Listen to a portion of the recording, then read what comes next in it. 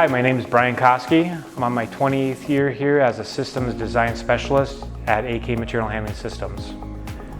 Tip number 4 for our warehouse planning and design series is choosing the right type of pallet rack system. There's two main considerations when choosing the type of pallet rack system for your new warehouse. One, structural versus roll form.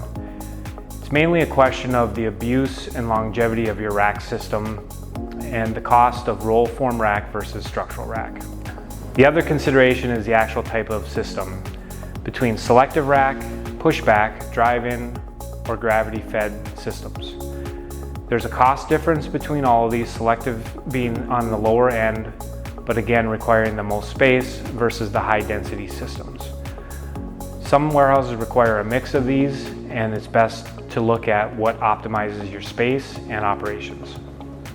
Thank you for watching tip number 4 of our warehouse planning and design series.